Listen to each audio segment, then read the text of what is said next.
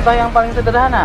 Kalau saya jalan, terutama di gedung itu ya, itu kan rehab. Apa sih?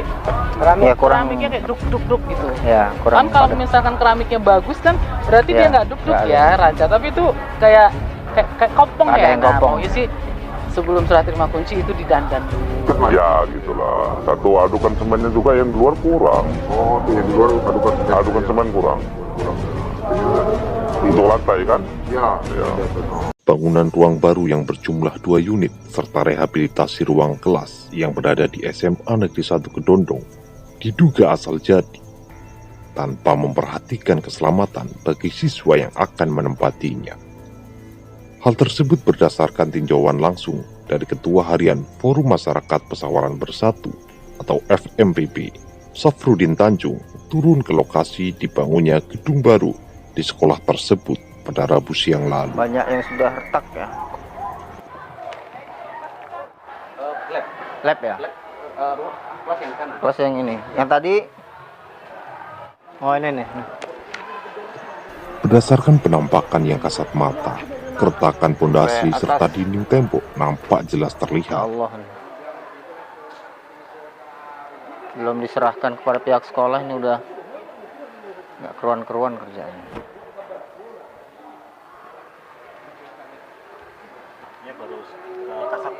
Ya, ini baru kasat mata kan.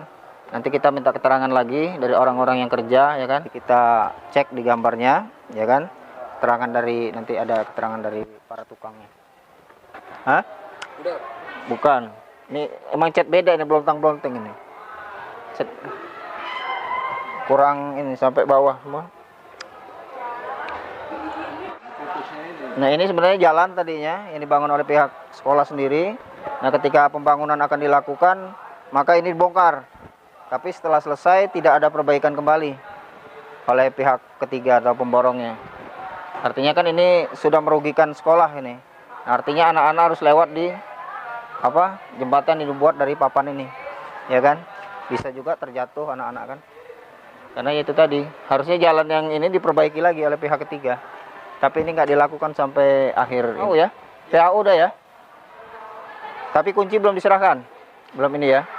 Ya nanti kita harapkan juga pihak sekolah jangan, artinya menerima kunci dulu sebelum semuanya diperbaiki. Saya kira harus ada perbaikan dulu. Karena ini merugikan ini. Tadi kita sudah terjun ke lapangan melakukan investigasi terhadap ya 2 bangunan ya yang baru ya, yaitu untuk laboratorium, kemudian ada lokal-lokal yang memang di rehab ya. Artinya memang setelah kita terjun ke lapangan ini kita melihat memang pengerjaannya sangat di bawah standar saya kira ya. Karena di gedung laboratorium pertama itu yang di bawah sudah retak-retak ya kan.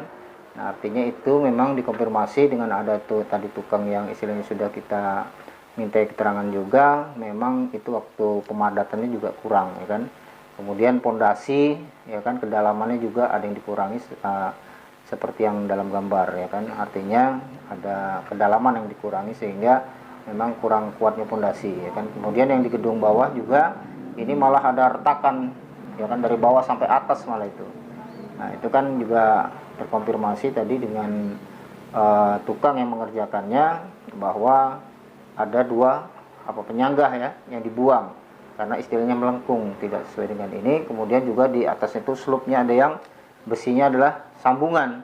Nah, seharusnya dengan panjang yang 6 meter dari bawah sampai ke atas itu harusnya tidak ada sambungan karena memang itu rentan sekali ya kan. Nah, ini memang istilahnya ya kita tadi ke lapangan ya memang sangat mengecewakan lah pekerjaannya saya kira. Terus dari kerapihan juga kan, dari kerapihan juga saya kira jauh daripada standar yang kita harapkan. Artinya dengan tinjauan ataupun hasil investigasi apakah tim itu apa langkah selanjutnya? Ya yang jelas kita nanti akan melaporkan ya. Saya jelas ini akan kita laporkan ke APH ya kan. Nah, nanti supaya juga tim dari APH ini turun ke lapangan ya kan.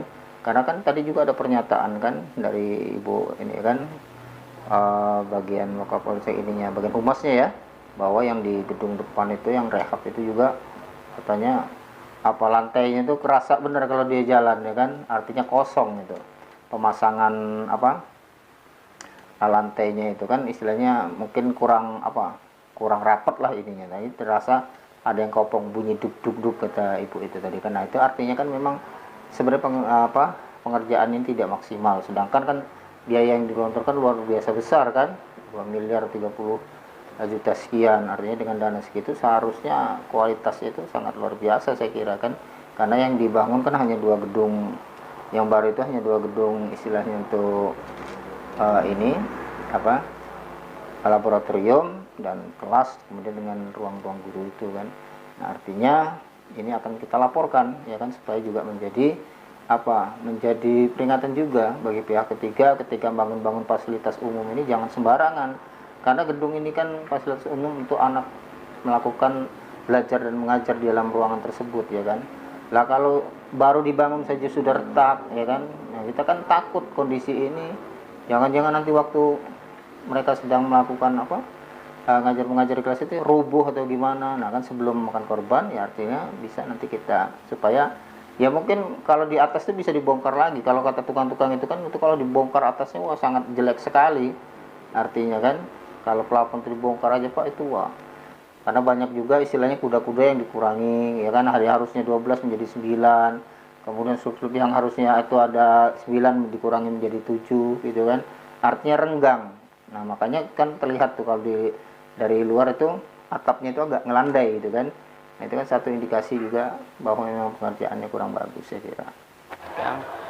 Yang pertama sebagai warga sekolah ya terus terang ada rasa terima kasih ya, karena ini sebagai kontrol sosial gitu. Intinya teman-teman adalah sebagai kontrol sosial, pengawasan dalam pelaksanaan pembangunan. Sekali lagi terima kasih untuk kedatangan ini. Artinya selama ini sekolah ini sendiri dibangun selama berapa bulan sih? Nah kalau soal pembangunan itu saya kurang paham, karena kan taunya kita terima kunci. Jadi kalau misalkan dari awal proyeknya terima kunci, karena memang dari arahan dari atas untuk DAK tahun 2023 kita terima kunci. Nah karena memang kita terima kunci ya kita apapun bentuknya pembangunan prosesnya kita nggak tahu. Jadi prosesnya memang diserahkan kepada pelaksana ya, tim pelaksananya, kita nggak tahu apa-apa. Kalau temuan-temuan kan ini masih finishing ya, masih kita belum serah terima kunci. Jadi sebelum proses serah terima kunci itu ada masa apa namanya? Pemeliharaan ya. Masa pemeliharaan. Mungkin kalau ada yang kurang, kalau ada yang kalau maunya kita sih pihak ketiga itu datang ke sekolah melihat mana sih yang belum beres, mana yang belum bagus. Nah itu aja sih maunya kita.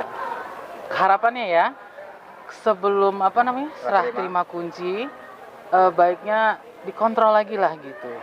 Apakah memang karena ada beberapa item yang menurut saya pribadi ya, bukan sekolah, itu yang kayaknya perlu dibenahin itu. Contohnya Bu? Ya contoh yang paling sederhana, kalau saya jalan terutama di gedung itu ya, itu kan rehab. Apa sih keramiknya kayak duk gitu. Ya, Kan kalau misalkan keramiknya bagus kan berarti dia nggak duk ya, rancak. Tapi itu kayak kopong ya. Nah, maunya sih sebelum serah terima kunci itu didandan dulu. Dari hasil keterangan pekerja pada pembangunan 2 gedung baru dan 2 gedung renovasi yang menelan anggaran hingga 2 miliar lebih